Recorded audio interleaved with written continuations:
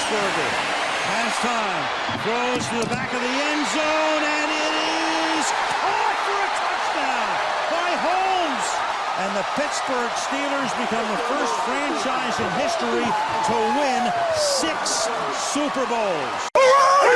And hello, folks, and good evening, and welcome once again to the return here of Show Blitz of the SteelersG.O.A.T podcast. Right now, I've definitely been absent, of course, last month. I've been tied up with a lot of schedules going on right now, but definitely going to be an emotional night going into Monday Night Football tonight, no matter how you slice it. More than quite frankly, this is very much could be the end of Ben Roethlisberger in Pittsburgh, not only for his football career, but as a Steeler, more particularly in Heinz Field. Now, remember, he has not officially acknowledged or confirmed that this will be his last game as a Steeler, but he's definitely seems to be indicating little by little hints that he will be hanging it up beyond this season, as a lot of people are expected. The guy who definitely came back took a $5 million pay cut just to even come back. And for this guy right here, listen, 18 years in the league, 17 of those years starting right now. He's given them an incredible ride right here. Plus, we're going to get into some fun stuff here. We're going to keep this 30 minutes. I'm going to be going back to 30-minute podcast to give you a heads up. No more hours for right now. But anyway, Steelers versus Browns. The Browns have been officially eliminated from the playoffs by virtue of the Chargers defeating the Broncos. As we look in the standings right now, some other teams that were hanging around looking to get into the playoffs, Miami Dolphins, they blew their opportunity by losing to the Titans in Tennessee. Then also the Denver Broncos, they had been eliminated yesterday afternoon. So you had 2 teams right now, and now you got like behind the Chargers, who own right now in position of the final spot. They'll be going head-to-head against the Raiders in Las Vegas. That matchup right there will definitely be a very interesting one right there. And remember, the Chargers, they took the first game of the Monday night matchup earlier this year. And I believe this is after the Raiders started, about 2 or 3 wins in a row to kick off their season. Raiders are looking to get back to the playoffs for the first time in 5 years, which ironically has been the same amount of time the Steelers have ever had a playoff victory, if they even get into the playoffs. If the Steelers do make it into the playoffs for this season right now, for the time being, this will be their 33rd playoff appearance in franchise history amongst NFL teams in their franchise. And definitely it's been quite a year of turmoil and some frustration with this team right now as we look at it for the most part. But here we are once again. Mike Tomlin coached up team. I still tend to believe that their moment of opportunity was kind of squandered a little bit. When you go back since time with the Detroit Lions, they were 5-3 at that moment in time. And what ends up happening, they go for a tie with that contest. Since then, 2-4-1, which has been the ultimate indictment on this team, which includes going 0-4 on the road. No road games won. Last time they won on the road, ironically, is going to be against a team they faced on Halloween in Cleveland in the Dog Pound in First Energy Field against the Browns. So how about that right now? Browns right now, they'll be looking to play spoilers right now for the Steelers. As you could imagine, the Steelers must win out, and they will need to have the Colts lose to the Jaguars and make sure that the Raiders and Chargers do not have their game end up in a tie. So if it falls into a tie, it goes to the head-to-head matches where the Steelers have lost to both those teams right there. If that game has a tie and the Colts win, it will be the Colts, Chargers, and Raiders. I believe a game that – no, excuse me. It will be the Colts and the Chargers getting in, not the Raiders, if you think about it. So that's what we hope that doesn't happen. Last time I checked right now with the Indianapolis Colts, heard a crazy stat right now. Speaking of which, they've been having their frustrations against the Jacksonville Jaguars as of late. And this even goes back to like a year when they had Phillip Rivers on their team, who retired after the 2020 season, first year and where the NFL had COVID. But for the Colts who play the Jacksonville Jaguars right now in Jacksonville, they haven't won there in Jacksonville in over 7 years. That was in September 21st, 2014. They had Andrew Luck. That final was 44-17 right now. Yeah, and that's a very fair point right here. By the way, Joe Hayden, he's another guy right now who may be looking to move on to another team. This team would be quite possibly on the verge of rebuilding, but let's hold that just yet.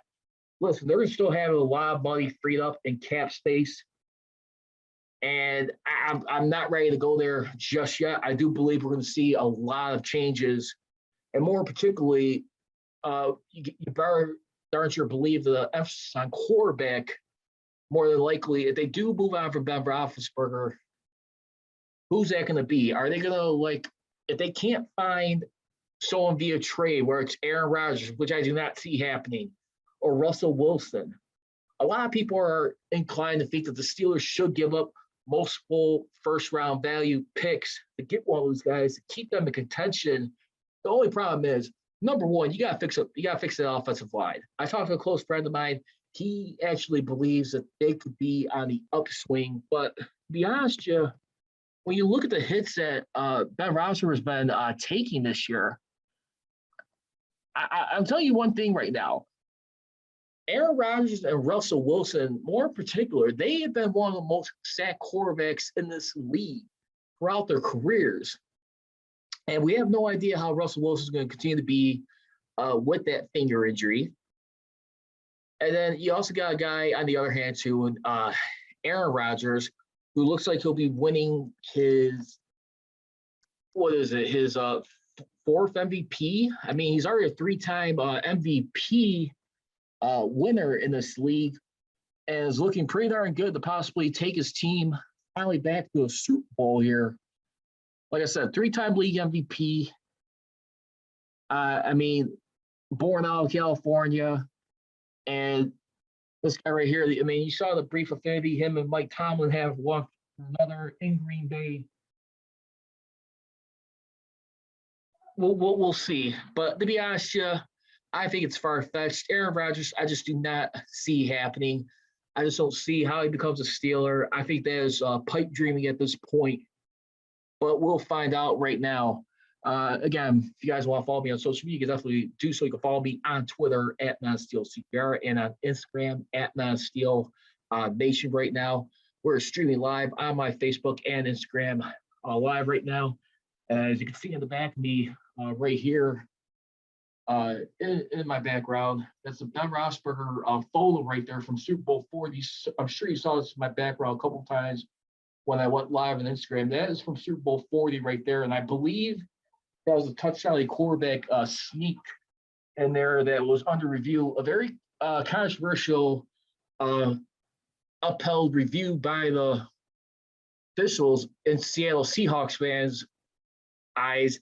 And of course, people watching that broadcast, I do believe he broke the chalk barely by the nose of the football. It was definitely bang in that situation.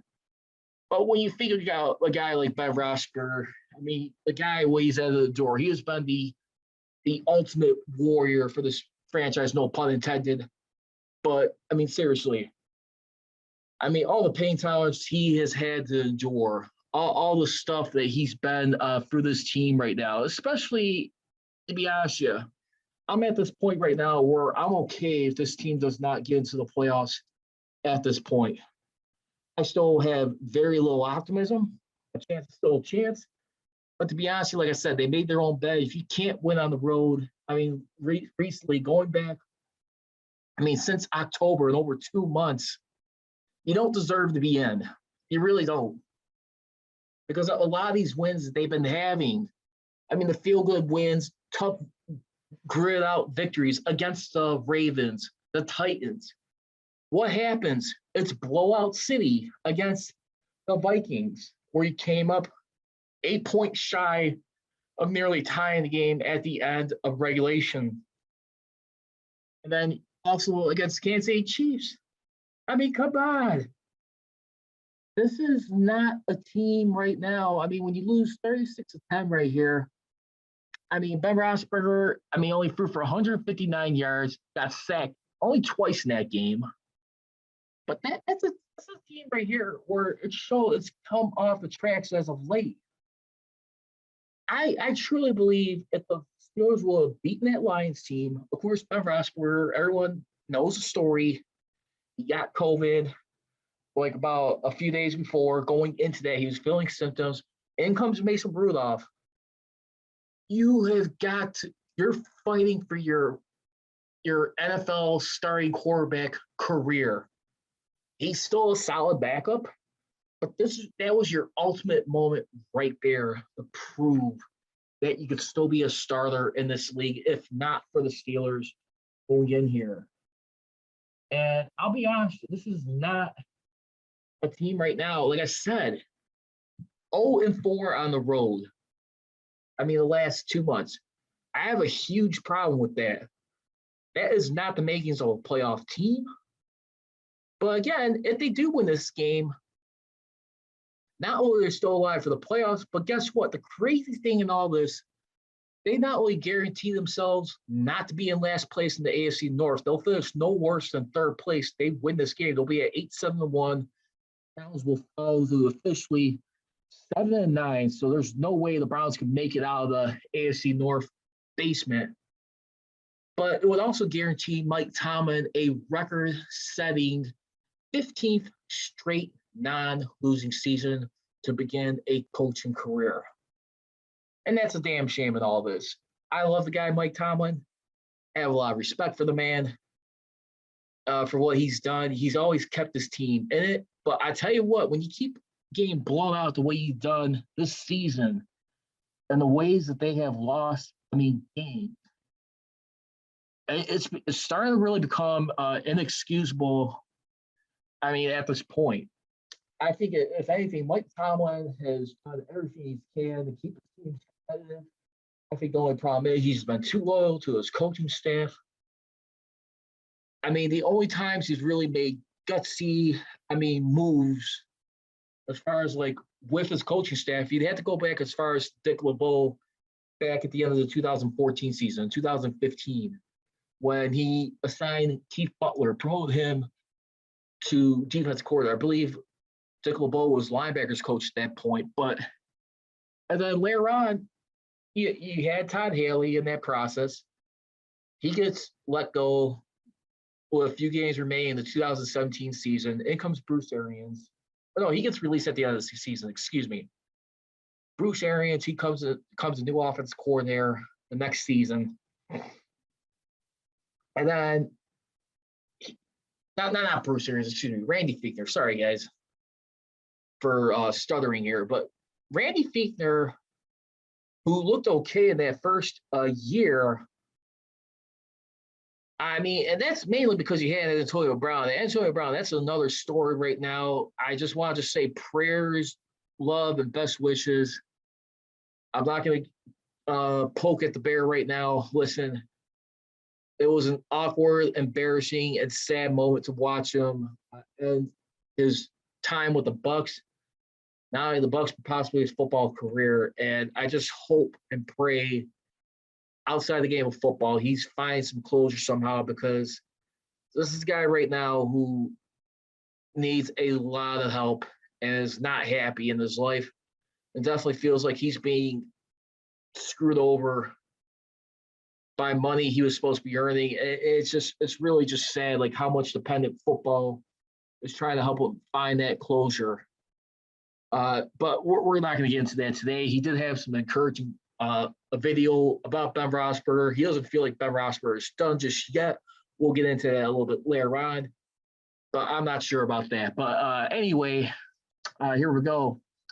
If you guys want to get in the conversation, feel free. You can definitely send me a message on Instagram. You can check me out on Facebook Live right now as we are starting for this time being. So let's begin with it right now. The opening drive we got remaining here. Ben Roethlisberger has a career record of 24-3-1, as including the playoffs versus the Browns, 875 win percent, completing 63% of his passes, along with 6,895 yards, 43 touchdowns, and 25 picks. According to Ben Roethlisberger going to this game, it's an AFC North opponent. It doesn't matter which of the other ones we're playing. It's a North opponent, said Roethlisberger earlier this season. Got his 25th victory of his career versus Browns. I don't believe being 25th. I got 24. But anyway, it was a 15-10 win over the Browns on Halloween. That was a noon game, by the way. He goes on to say, we're still in it. I know if they pull up the polls, we're on the outside of it. But if we win, two, take care of our business. And I know some things have to happen. And we have a chance to have another home game. But yeah, it's always special to play these guys. Monday Night Football, everyone will be watching. There's always a little extra juice when it's AFC North football. And that's the only thing. To be honest with you, I anticipate the Steelers are going to win one out of the remaining two games. I just don't see it happening right now, being the Ravens in Baltimore. This is their last opportunity right now, especially for Mike Tomlin. If he's going to guarantee of not having another losing season, this is your golden opportunity right now. The Ravens right now, who are losers for right now, I mean, since that Miami Dolphins loss, they have won two out of their remaining their last 8 games since that Miami Dolphins loss on Thursday Night Football. So 2-6 since then, which includes being losers of five in a row. Their last victory was Sunday Night Football versus the Browns. They won that game by a touchdown, but ever since then, it's just truly been an abominable season for them. And they're still somehow alive in the playoffs. I mean, you got Tyler Huntley right now, who's been doing an outstanding job so far. I mean, in only 6 games, he's threw for 940 yards, 3 touchdowns, 2 picks. I mean, he's also had a fourth quarter comeback, game-winning drive. And when you also look at it, too, Tyler Huntley right now, he is 4th on the team in rushing, 222 yards, 2 touchdowns. I mean, for the season, they got a pretty good plan right now. And the Baltimore Ravens, they are hurting right now. And I've honestly, like I always said, if it's not the Steelers, I'm picking the Ravens to win the AFC North. But thanks to the Bengals beating the Ravens a week earlier, and then when you look at, I mean, going into that matchup right there, I mean, they had a game lead over the Ravens. They beat the Chiefs. They wrapped up the AFC North. Congratulations to the Bengals right there. They're once again the AFC North division winners. First division title since 2015. We all know how that ended when the Steelers met up with them. And to be honest with you, if the Steelers do happen to make the playoffs, more than likely, if things stand the way they are, the Tennessee Titans, who actually helped keep the Steelers' playoff hopes alive by taking care of the Dolphins, who eventually got eliminated, they are the top seed in the AFC. Now, they just need a win or Chiefs loss to secure a bye right now for the top seed. If that happens, let's just say the Steelers win out. Jaguars beat the Colts 07 in Jacksonville. It'll be over 8 years at that point since they haven't won there. Steelers would be in the 7th seed. And guess what? I mean, at that point, Steelers, for the most part, would have to face the Kansas City Chiefs for what it looks like. Chiefs will be the number 2 seed. Hesitate to imagine how that would go, but I'll imagine right now, the time is right now for this team to fix this. This has been a season unlike any other right now. And I have no idea what to expect. They need help. I mean, it's not like they haven't getting any help being positioned this season. The problem is holding their end of the bargain. They just mess around their opportunities. And to be honest, yeah, I don't think they deserve to be in it. They don't. I mean, Ben Roethlisberger, I mean, give him a lot of praise for what he's had to do as far as like what the weak offensive line he has had. I'll grant you that. I mean, you had a brand new offensive line. Kendrick Green, who I have serious doubts about being their long-term center, which I know a lot of people do not at this point. But it's just, I have never seen this line get so beat. I mean, as far as like giving up sacks, being broken down, being overwhelmed. And that's the sickening part in all this. They've got to snap out of it right now at this point. And we'll see. But for right now, I think the Steelers, they realize their season is slim. Any hopes and dreams of possibly making the playoffs, making our Super Bowl, we shall see. Roster updates going to tonight's game. According to Dale Lye of DK Pittsburgh Sports, Steelers, they have elevated guard Rashad Coward and running back Trey Edmonds from the practice squad for tonight's game. The Steelers going into this game, they will be without linebacker Buddy Johnson, who's dealing with a foot injury still. Punter Presley Harvin, non-injury related. Prayers and thoughts to, I believe he lost his dad recently. I know he's been criticized with his punting performance, but that's a tough pill to swallow when you got your loved one in the background, your dad who's fading away. I think he did pass. I'm not sure. I double check. But then center Kendrick Green, Kathy is listed as questionable. Browns, they will be without strong safety Ronnie Harrison, ankle, cornerback Troy Hill, knee, and inside linebacker Mac Wilson. Browns running back Kareem Hunt, ankle, and left defensive tackle Blake Jackson, knee are questionable for tonight's game. That's the injury news right there. I'd like to hear what you guys think. I'd like to hear your predictions for tonight's game. I'm going to definitely have the Steelers winning this game tonight. It's not going to be easy, of course. But I tell you what, let's go ahead and start with key number one for this game. Steelers run defense, the most first obvious elephant in the room, has to get addressed right now. They cannot allow Nick Chubb or Yellow, if Kareem Hunt is ready to go, you cannot be scorched on this by the Browns running it ground and pound attack. I mean, the Browns, for the most part, for this season, when you look at it, I mean, as far as like running the ball, I mean, they didn't run the ball effectively the last time or ran it enough last time, which a lot of people will point to why they lost that game. They are the number 5th rushing attack, 2,173 yards, 19 touchdowns for the year. So definitely being on guard for Nick Chubb and possibly Kareem Hunt if Kareem Hunt is good to go. Remember, for tonight's game with Kareem Hunt, as I just mentioned, he has an ankle. He is questionable for tonight's game here. That is going to be key number one. I think key number two, Steelers, you have to get off to a fast start. You have to set the tempo early, get Najee Harris involved a lot more, balance out the thing, and be honest with you, I know I'm going to sound crude saying this, but take the play calling duties out of Mike Sullivan's hands. Let Ben run the offense these last 2 games. If this is indeed going to be his last run as a Steeler, I'm letting Ben call all the elbows he wants. I'll live or die with that bet any day of the week right there. I'll let him live and die by the sword and take this team where it needs to go.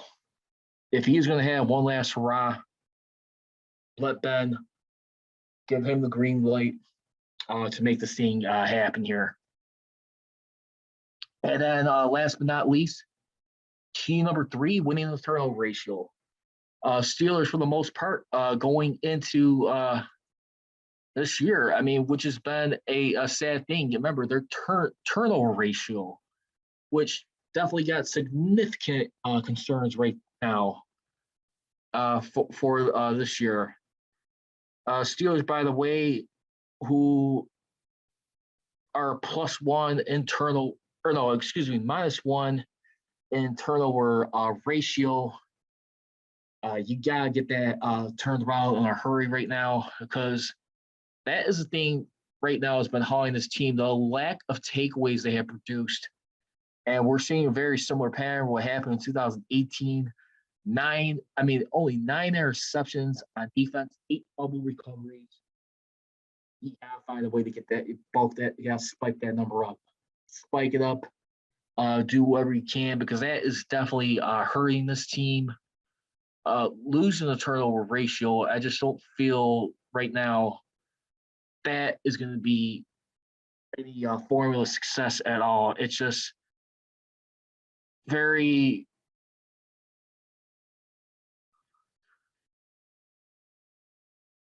they're 18th in that, -1. Browns are ahead of them. They're even for the year. I mean, when you think about it, I mean, the Browns, they have 18 takeaways, 18 turnovers. So that's going to have to get turned. So there you have it, keys to the game. And let's go ahead and wrap this up real quickly. I mentioned this. Top 5 all-time Steelers all-time. And I thought about this very carefully. I was listening to the Cook and Joe show here on 93 to 7, a fan alongside with Bob Pompiani, who usually joins them every Monday. It's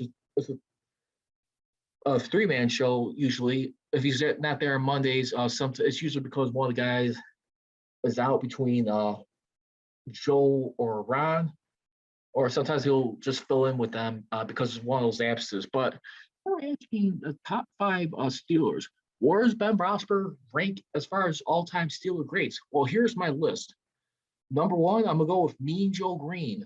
No question. He is the number 1 Steeler in my book right there. Big-time game changer alongside Chuck Noll, who helped not only playoff success, but championship success with 4 Super Bowls. Of course, he is the all-time leaders in the Steelers' history with 10 Pro Bowls, 4 All-Pros, been to the All-Decade team, 2-time Defensive Player of the Year. Ben Roethlisberger comes in at number 2 for me. And the reason why I put him ahead of over Terry Bradshaw, let's be honest, of course, it is an offensive era type game. He has had the benefits of the quarterback position being protected. But to be honest with you, Ben Roethlisberger has utilized his strength to his advantage. His size to his advantage. The toughness he's had. But for the simple fact that, yeah, he hasn't won any MVPs. He hasn't won any Super Bowl MVPs. He's got all the numbers and passing yards. Basically, for the team. As far as like touchdowns, completion percentage. He's top 3 in game-winning drives all time. This guy right here, he's pretty much done it all for this team. And you think about the fact, too, that, he blows Terry Bradshaw out of the sky with nearly 36,000 more passing yards than he did. 416 touchdowns to 209 interceptions. He's got 207 more touchdowns than he does interceptions. Terry Bradshaw, who's got 2 more touchdowns versus picks, 212 touchdowns, 210 picks. He's helped end a significant quarterback Super Bowl franchise drought with the help of Kevin Colbert and Bill Cowher at that time. So he is number 2 on that list. Number 3, I will go with Franco Harris. Why Franco Harris? I have a guy like Jack Lambert. Simple. The immaculate reception right there. Even though it was controversial, and prayers, thoughts, and best wishes to John Madden and his family, the NFL world, who passed away last week. Truly an icon right there. One of the all-time greats. Head coaches as an Oakland Raider. Of course, going on the broadcaster and the video game producer with Madden Sports, Madden NFL. Franco Harris, I mean, for both teams, let's just call it respectfully the play. But for Steelers, always be the immaculate reception. That right there helped earn their first ever playoff victory. If they didn't get that playoff win that day, how much of the fortunes of the franchise would it have changed later? Or like, were they still been having a struggling winning culture? That was huge for phenomenal reasons right there. Next up, I got Jack Lambert. Jack Lambert, he's the only guy on my list who's made the all-decade team 2 times, no linebacker, playing for 11 seasons right there. He's also tied with Franco Harris for the second most Pro Bowls. Along with Marquise Pouncey, each got 9. 4-time Super Bowl champion, 1 Defensive Player of the Year, and last but not least, the last safety who's went to the Hall of Fame, strong safety, Troy Polamalu. By the way, 2-time Super Bowl champion, all-decade team, Defensive Player of the Year. Now, I would put Rob Woodson on this list, but the only thing is, at the end of the day, statistically, Rob Woodson definitely has the numbers, more starts, but Troy Polamalu, as loose as he is versus Rob Woodson, biggest difference, Troy Polamalu did not leave in free agency, and plus he made a team for the Steelers, take him to the Super Bowl. Remember, Rob Woodson was injured in that 95 season in the first game of the year, breaking his knee, trying to tackle Barry Sanders, and he didn't come back until Super Bowl 30. Troy Polamalu had a game-sealing pick 6 versus Ravens to take him to Super Bowl 43, thanks to number 43. So that's why he's on this list. Feel free to hit me up on Twitter. Let me know your thoughts at MassSteelCGR, and also on Instagram, MassSteelNation. I got Ben Roethlisberger as the number 2 greatest Steeler of all time behind Mean Joe Green. Once again, I got Mean Joe Green number 1, Ben Roethlisberger number 2, Franco Harris 3, Jack Lambert 4th, and last but not least, Troy Polamalu at number 5. Let's go ahead and get this win versus the Browns right now. Keep the season alive. Remember, this win not only guarantees Mike Tomlin his 15 consecutive non-losing season, Steelers playoffs hopes will be alive, and plus, they'll guarantee that they will not finish last in the North. I'm Charles Pride Richie, and as always, leave you. Don't be trolling, be rolling. Here we go, sirs. Here we go. I go.